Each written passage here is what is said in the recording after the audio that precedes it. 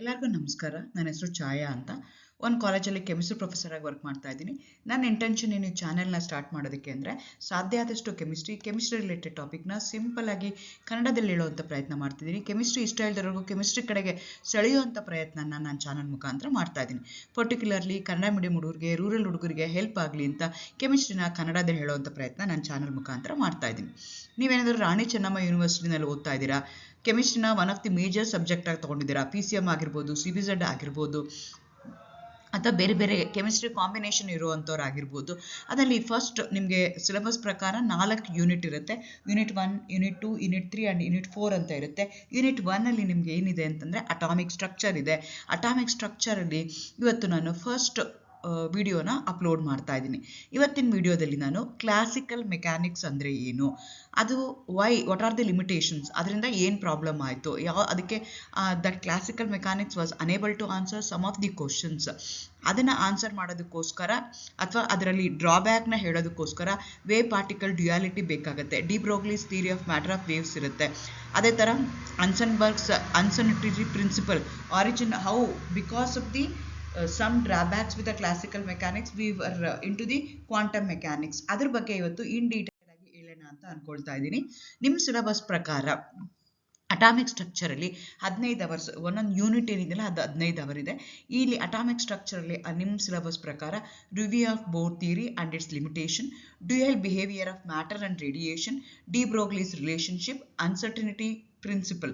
ಇವತ್ತು ಫಸ್ಟ್ ಪ್ಯಾರಾಗ್ರಾಫಲ್ಲಿ ಏನಿದೆಯಲ್ಲ, ಫಸ್ಟ್ ಐಫನಲ್ಲಿ ಏನು ಕೊಟ್ಟಿದ್ದೀನಲ್ಲ, ಅದನ್ನೆಲ್ಲ ಇನ್ ಡೀಟೇಲ್ ಆಗಿ ಎಕ್ಸ್ಪ್ಲೈನ್ ಮಾಡೋಣ ಅಂತ ಅನ್ಕೊಳ್ತಾ ಇದ್ದೀನಿ. Again welcome to Kenchaya. ನನ್ನ ಚಾನಲ್ನ ಸಬ್ಸ್ಕ್ರೈಬ್ ಮಾಡಿ, ಶೇರ್ ಮಾಡಿ.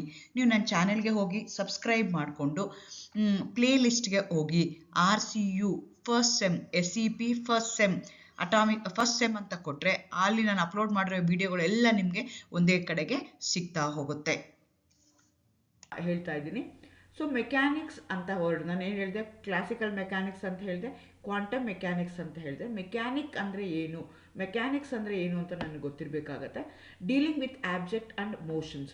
ಯಾವುದೋ ಒಂದು ಆಬ್ಜೆಕ್ಟ್ ಇದೆ, ಅದು ಮೋಷನಲ್ಲಿ ಇದ್ದಿರೆ ಅದರದ್ದು ಮೆಕ್ಯಾನಿಕಲ್ ವೇರಿಯಬಲ್ಸು ಏನಿದೆ, at what velocity it is rotating, what is an acceleration, what is a force involved, ಅದನ್ನ ಬಗ್ಗೆ ಎಲ್ಲ ತಿಳ್ಕೊಳಕ್ಕೆ ಹೋಗ್ತೀವಲ್ಲ, ಅದಕ್ಕೆ ನಾವೇನಂತ ಕರಿತೀವಿ, ಮೆಕ್ಯಾನಿಕ್ಸ್ ಅಂತೀವಿ.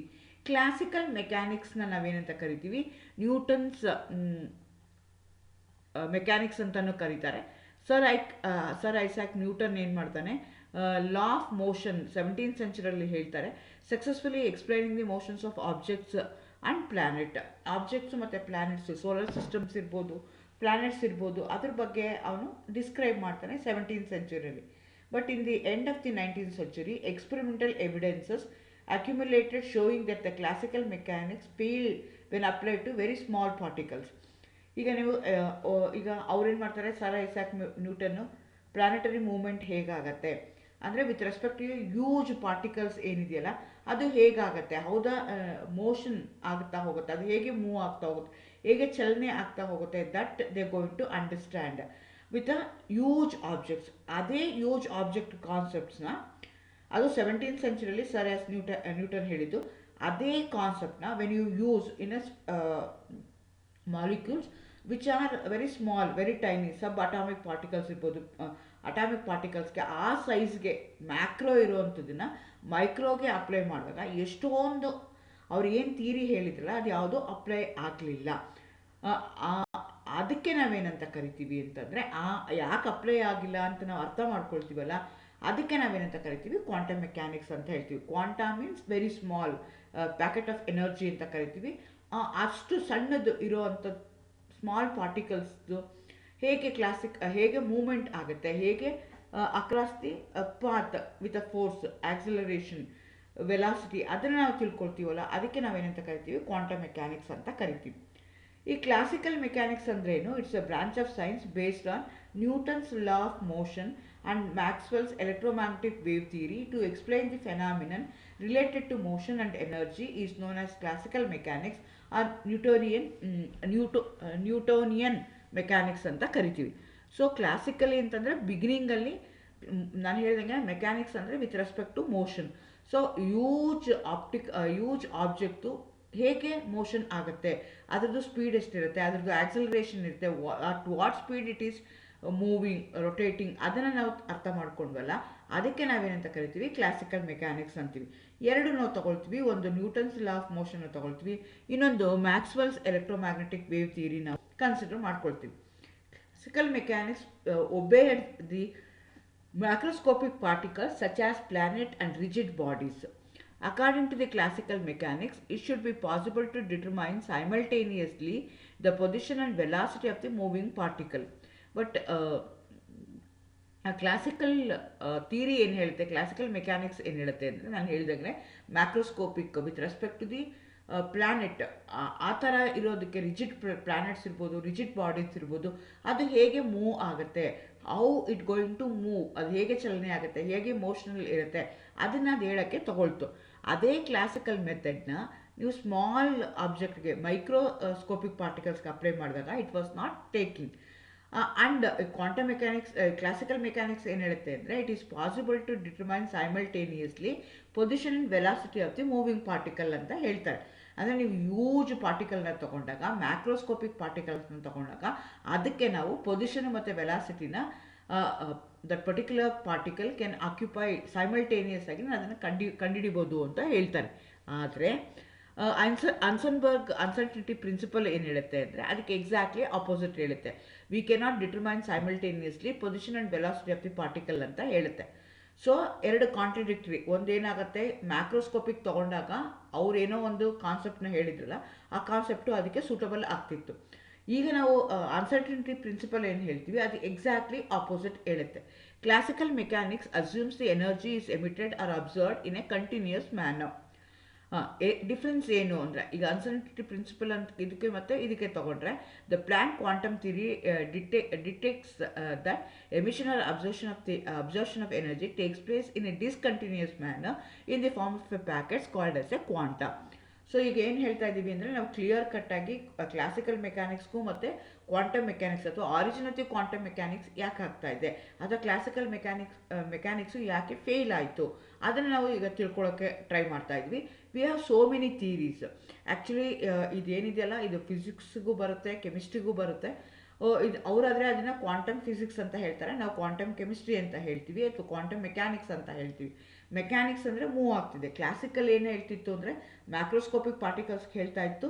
ನಮ್ಮ ಕ್ವಾಂಟಮ್ ಮೆಕ್ಯಾನಿಕ್ಸ್ ಏನು ಹೇಳ್ತಾ ಅಂದರೆ, ಮೈಕ್ರೋಸ್ಕೋಪಿಕ್ ಸ್ಮಾಲ್ ಪಾರ್ಟಿಕಲ್ಸ್ಗೆ, ಈ ಎಲೆಕ್ಟ್ರಾನ್ಸ್ ಇರ್ಬೋದು, ಅದ್ರ ಬಗ್ಗೆ ಹೇಳ್ತಾ ಹೋಗುತ್ತೆ. ಆ ಕ್ಲಾಸಿಕಲ್ ಮೆಕ್ಯಾನಿಕ್ಸ್ ಏನು ಹೇಳುತ್ತೆ ಅಂತಂದರೆ, position and velocity of a particle can be determine simultaneously ಅಂತ ಹೇಳುತ್ತೆ. ಆದರೆ ಈಗ ನಾವು ಮಾಡರ್ನ್ ಮೆಕ್ಯಾನಿಕ್ಸ್ನ ತೊಗೊಂಡ್ರೆ, according to uncertainty principle of the ಅನ್ಸನ್ಬರ್ಗ್ನ ತೊಗೊಂಡ್ರೆ, ಅವನೇನು ಹೇಳ್ತಾನೆ, it is not possible to find out simultaneously position velocity of the moving particle ಅಂತ ಹೇಳ್ತಾನೆ. ಅದು ಒಂದು ಆಯಿತು. ಎರಡನೇದು ಇನ್ನೇನು ಹೇಳುತ್ತೆ, ವಿತ್ ರೆಸ್ಪೆಕ್ಟ್ ಟು ಎನರ್ಜಿ ಅಂತ ಹೇಳಿದ್ರೆ, ಕ್ಲಾಸಿಕಲ್ ಮೆಕ್ಯಾನಿಕ್ಸ್ ಏನು ಹೇಳುತ್ತೆ ಅಂದರೆ, ಯಾವುದೋ ಒಂದು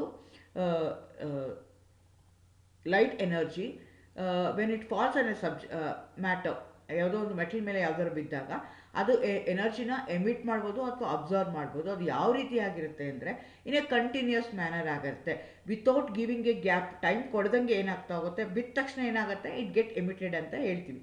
ಆದರೆ ಪ್ಲ್ಯಾಂಕ್ಸ್ ಥಿಯರಿ ಪ್ರಕಾರ ಏನು ಹೇಳ್ತೀವಿ ಅಂದರೆ, ಎಮಿಷನ್ ಮತ್ತು ಅಬ್ಸರ್ಪ್ಷನ್ ಏನಾಗುತ್ತಲ್ಲ, ಅದು ಕಂಟಿನ್ಯೂಸ್ ಆಗಿ ಆಗಲ್ಲ, ಅದು ಡಿಸ್ಕಂಟಿನ್ಯೂಸ್ ಆಗುತ್ತೆ ಅಂತ ಅವರು ಹೇಳ್ತಾ ಹೋಗ್ತಾರೆ. ಹಾಗಾದರೆ ಲಿಮಿಟೇಷನ್ಸ್ ಆಫ್ ಕ್ಲಾಸಿಕಲ್ ಮೆಕ್ಯಾನಿಕ್ಸ್ ಏನು? ಕ್ಲಾಸಿಕಲ್ ಮೆಕ್ಯಾನಿಕ್ಸು ಎಷ್ಟೊಂದು ಆಸ್ಪೆಕ್ಟ್ಗಳನ್ನ ಹೇಳೋದಕ್ಕೆ, ಎಕ್ಸ್ಪ್ಲೈನ್ ಮಾಡೋದಕ್ಕೆ ಅನೇಬಲ್ ಆಯಿತು. Phenomena of the black body radiation, photo electric effect ಇರ್ಬೋದು, ಅಥವಾ lines in the hydrogen spectrum, ಅಥವಾ ಅಟಾಮಿಕ್ ಅಥವಾ ಮಾಲಿಕ್ಯುಲರ್ ಸ್ಪೆಕ್ಟ್ರಾ ಎಕ್ಸ್ಪ್ಲೈನ್ ಮಾಡೋದಕ್ಕೆ ಅದಕ್ಕೆ ಕಷ್ಟ ಆಯಿತು. The variation of the heat capacity of the solid as a function of temperature, ಅದನ್ನು explain ಮಾಡೋದಕ್ಕೆ ಕಷ್ಟ ಆಯಿತು. ಇದು 4 ಲಿಮಿಟೇಷನ್ಸು ಲೀಡ್ ಟು ದಿ ಆಯಿತು ಅಂತಂದರೆ, new theory, new form of mechanics ನಾವು ಹೋದ್ವಿ. ಅದಕ್ಕೆ ನಾವೇನಂತ ಕರಿತೀವಿ, ಕ್ವಾಂಟಮ್ ಮೆಕ್ಯಾನಿಕ್ಸ್ ಅಂತ ಕರಿತೀವಿ. ಏಕೆ ನಾವೀಗ ಹೇಗೆ ಅದು ಕ್ವಾಂಟಮ್ ಮೆಕ್ಯಾನಿಕ್ಸು ಬರ್ತಾ ಇದೆ. ಈಗ ಕ್ಲಾಸಿಕಲ್ ಮೆಕ್ಯಾನಿಕ್ಸ್ ಏನೋ ಅಂತ ಹೇಳಿದ್ರು, ಅದು ಎಷ್ಟೊಂದು ಆನ್ಸರ್ ಮಾಡೋಕ್ಕಾಗಲಿಲ್ಲ. ಸೊ ಅದಕ್ಕೆ ಆನ್ಸರ್ಸ್ಗಳನ್ನ ಹುಡುಕ್ತಾ ಹೋದರು. ಆವಾಗ ಬಂದಿದ್ದಾನೆ ವೇವ್ ಪಾರ್ಟಿಕಲ್ ಡ್ಯುಯಾಲಿಟಿ. ಸೊ ಅದು ತನಕನೂ ಏನು ಹೇಳ್ತಾ ಇದ್ರು, ವೆದರ್ ಯುವ particle either it will be in a particle form or it will be in a wave form ಅಂತ ಹೇಳಿದ್ರು. ಎರಡೂ ಇರ್ಬೋದು ಅಂತ ಅವ್ರೇನು ಮಾಡಿದ್ರು, they started thinking. According to Max Planck's quantum theory of radiation, some phenomena like photoelectric effect or black body radiation can be explained. If the light radiation is supposed to behave like a material particle which is localized at a particular point of a space. ಇದನ್ನು ನಾವೇನು ಹೇಳ್ತೀವಿ ಅಂತಂದರೆ, ಈಗ ನಾವೇನು ಹೇಳಿದ್ವಿ, classical ಮೆಕ್ಯಾನಿಕ್ಸ್ದು limitations ಏನು ಅಂದರೆ, ಅದೇನು ಹೇಳ್ತು, ಫೋಟೋ ಎಲೆಕ್ಟ್ರಿಕ್ ಎಫೆಕ್ಟ್ ಇರ್ಬೋದು, ಬ್ಲ್ಯಾಕ್ ಬಾಡಿ ರೇಡಿಯೇಷನ್, ಅದು ಆನ್ಸರ್ ಮಾಡೋದಕ್ಕೆ ಕಷ್ಟ ಆಯಿತು ಅಂತ ಹೇಳ್ತೀವಿ. ಆದರೆ ಅದನ್ನು ನಾನು ಎಕ್ಸ್ಪ್ಲೈನ್ ಮಾಡ್ಬೋದು, ಪ್ರೊವೈಡೆಡ್ ದಟ್ ನಂದು ಲೈಟ್ ಏನಿದೆಯಲ್ಲ ಇಟ್ ಈಸ್ ಎ ಪಾರ್ಟಿಕಲ್ ಅಂತ ನಾನು ಕನ್ಸಿಡರ್ ಮಾಡಿಕೊಂಡ್ರೆ, ಇಟ್ ಈಸ್ ಲೋಕಲೈಸ್ಡ್, ಅದು ಒಂದೇ ಕಡೆಗಿರುತ್ತೆ, ಇಟ್ ಡಸಂಟ್ ಮೂವ್ ಅಂತ ನಾನು ಕನ್ಸಿಡರ್ ಮಾಡಿಕೊಂಡ್ರೆ ಐ ಕ್ಯಾನ್ ಎಕ್ಸ್ಪ್ಲೈನ್. ಬಟ್ ನಾನು ಅದೇ ಥರ ಮ್ಯಾಕ್ಸ್ವೆಲ್ ತೊಗೊಂಡ್ರೆ, ವೇವ್ ಥಿಯರಿ ಆಫ್ ರೇಡಿಯೇಷನ್ ತೊಗೊಂಡ್ರೆ, certain phenomena like diffraction, interference, polarization can be explained if the light radiation is supposed to behave like a wave which spreads over the space. Thus we find that light shows a dual character, that it going to behave like a material particle and also it going to behave like a wave. Dual nature ಇತ್ತು. ಮುಂಚೆ ಅಲ್ಲಿ ತನಕ ನಾವೇನು ಅಂದ್ಕೊಂಡಿದ್ವಿ, ಅದು ಒಂದು either it will be particle or it will be wave ಅಂತ ಹೇಳಿದ್ವಿ. So it can act as a, that particular light can act as a particle also, it can act as a ಅಂತ ನನಗೆ ಗೊತ್ತಾಯಿತು. ನೆಕ್ಸ್ಟ್ ಅದಾದಮೇಲೆ Bohr's ಥಿಯರಿಗೆ ಬಂದ್ವಿ. Because there are different models of atoms ಇದೆ, atomic models ಇದೆ.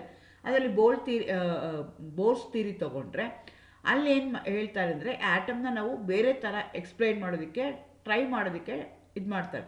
ಹಾಗಾಗಿ ಅವ್ರೇನು ಮಾಡ್ತಾರೆ, ಮ್ಯಾಥಮೆಟಿಕಲ್ ಅಪ್ರೋಚ್ ಇರ್ಬೋದು, ನ್ಯೂ ಮಾಡೆಲ್ನ ಮಾಡ್ತಾರೆ. ಅದಕ್ಕೆ ನಾವೇನಂತ ಕರಿತೀವಿ, ವೇವ್ ಮೆಕ್ಯಾನಿಕಲ್ ಮಾಡೆಲ್ ಅಂತಾರೆ. ಇಲ್ಲಿ ಏನಾಗುತ್ತೆ ಅಂದರೆ, electron movement around the nucleus is assume to the ವೇವ್ಚರ್ ಅಂತ ಅವರು ಕನ್ಸಿಡರ್ ಮಾಡ್ಕೊಳ್ತಾರೆ. So de Broglie's theory of matter of waves, ಈಗ ನಾವೇನಂತ ಕನ್ಸಿಡರ್ ಮಾಡ್ತಾ ಇದ್ದೀವಿ, ಈಗ ಎಲೆಕ್ಟ್ರಾನ್ಸ್ ಏನಿದೆಯಲ್ಲ ಅದು ವೇವ್ ಮೋಷನಲ್ಲಿ ಇದೆ ಅಂತ ನಾನು ಏನು ಮಾಡ್ತಾ ಇದ್ದೀನಿ, ಕನ್ಸಿಡರ್ ಮಾಡ್ಕೊತಿದ್ದೀನಿ. In order to account for the several observed phenomena, it was necessary to associate the electromagnetic radiation with a wave as well as a particle characteristics. ಈಗ ಅವ್ರೇನು ಮಾಡಿದ್ರು, ಡಿ ಬ್ರೋಗ್ಲಿ ಏನು ಹೇಳ್ತಾನೆ, it going to act as a particle also, it going to act as a wave also ಅಂತ ಹೇಳ್ತಾನೆ. Einstein proposed that the light has a dual nature, that is, it has both wave properties as well as the particle properties. This is referred to as the wave-particle duality.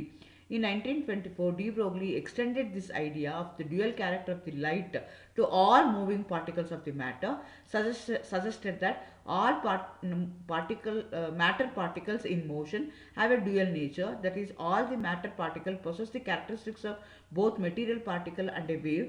The wave associated with the matter particle is called as de Broglie's matter waves ಅಂತ consider ಮಾಡಿದ್ರು. So ಈಗ ನಮ್ಗೆ ಏನಾಗ್ತಿದೆ, classical ಮೆಕ್ಯಾನಿಕ್ಸಲ್ಲಿ ಯಾಕೆ ಅದು fail ಆಯಿತು to answer so many questions ಅಂದರೆ, ದೇ ಥಾಟ್ ದಟ್ ಈ ವೇವ್ಸ್ ಏನಿದೆಯಲ್ಲ ಅದು ಡ್ಯೂಯಲ್ ನೇಚರ್ ಇಲ್ಲ, they going to behave like a particle nature ಇದೆ ಅದಕ್ಕೆ ಅಂತ ನಾವು ಡಿಸೈಡ್ ಮಾಡೋದಕ್ಕೆ ಅದು ಆನ್ಸರ್ ಮಾಡೋಕ್ಕಾಗಲಿಲ್ಲ. ಸೊ ಲೇಟರ್ ಗೊತ್ತಾಯಿತು, ಈ ಏನಿದೆಯಲ್ಲ ಮೂವಿಂಗ್ ಪಾರ್ಟಿಕಲ್ಸ್ ಏನಿದೆಯಲ್ಲ, the phenomena which is taking place in motion, mechanics ಅಂತ ನಾವೇನು ಕರಿತೀವಿ, ಅದು ಯಾವುದೇ ಒಂದು ಮೂವಿಂಗ್ ಪಾರ್ಟಿಕಲ್ಗಿದ್ರೆ all moving particle they going to have a dual nature. ಒಂದು ಐದರ್ ಪಾರ್ಟಿಕಲ್ ನೇಚರ್ ಇರುತ್ತೆ, ಇಲ್ಲ ಅಂತಂದರೆ ವೇವ್ ಮೋಷನ್ ಇರುತ್ತೆ, ಅವ್ರಿಗೆ ಗೊತ್ತಾಯಿತು.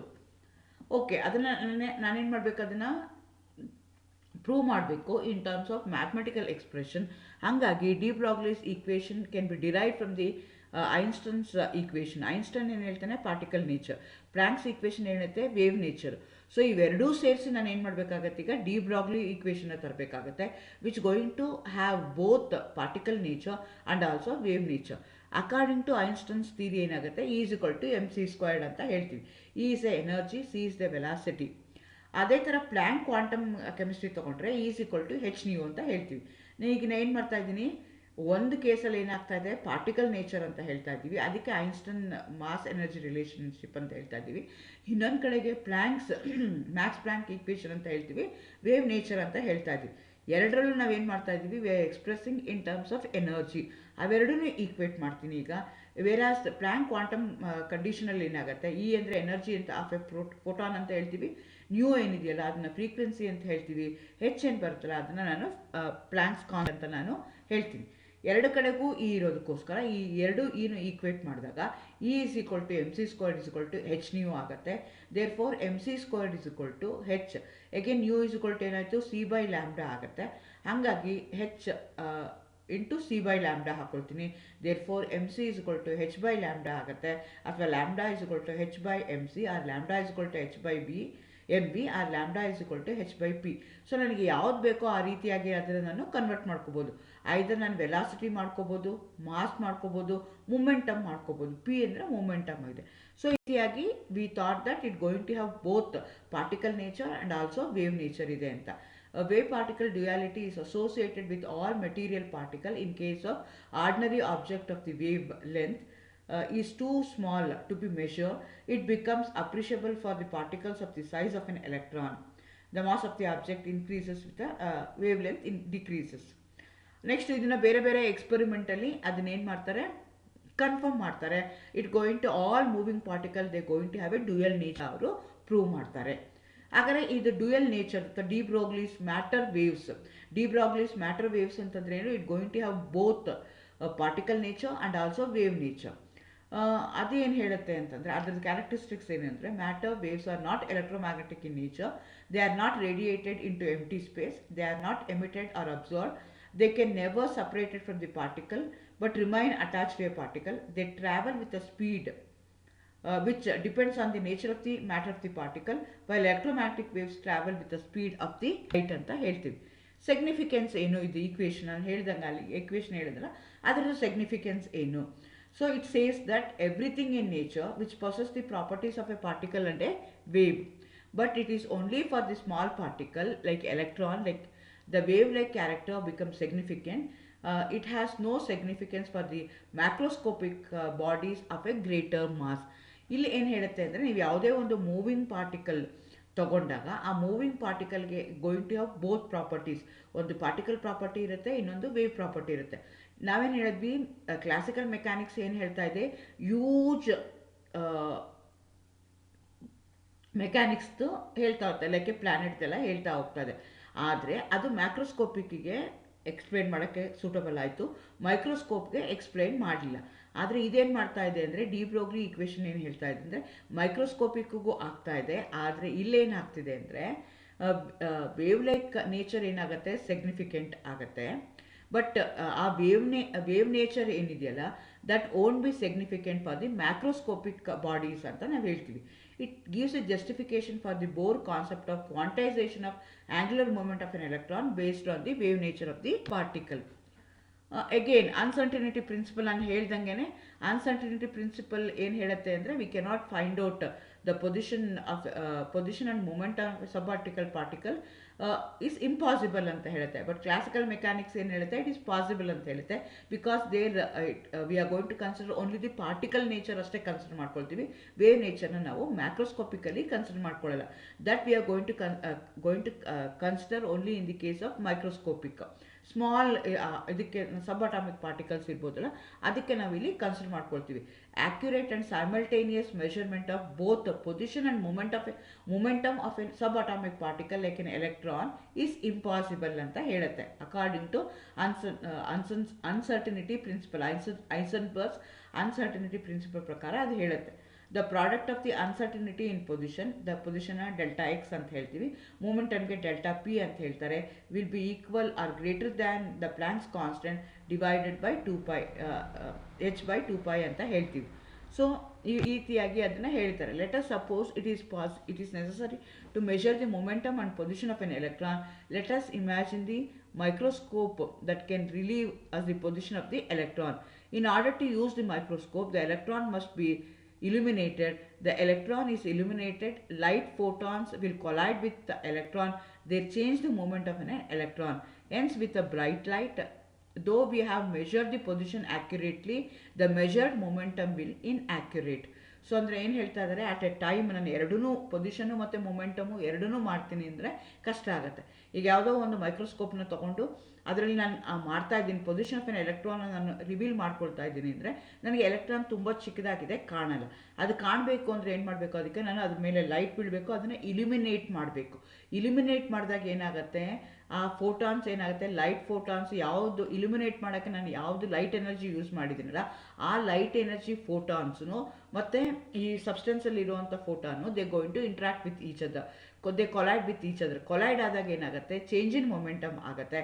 ಹಂಗಾಗಿ ನಾನು ಏನಾಗುತ್ತೆ ಅಂದರೆ ಪೊಸಿಷನನ್ನು ಆ್ಯಕ್ಯುರೇಟಾಗಿ ಮೆಷರ್ ಮಾಡ್ಬೋದು, ಬಟ್ ಮೊಮೆಂಟಮ್ ನಾನು ಮಾಡೋಕ್ಕಾಗಲ್ಲ. ಓಕೆ, ನಾನೀಗ ಮೊಮೆಂಟಮ್ನ ನಾನು ಮೆಷರ್ ಮಾಡ್ತೀನಿ, ಪೊಸಿಷನ್ ನನಗೆ ಬೇಡ ಅಂತಂದರೆ, in order to make the measured momentum more accurate we have to use the light photons of lower energy.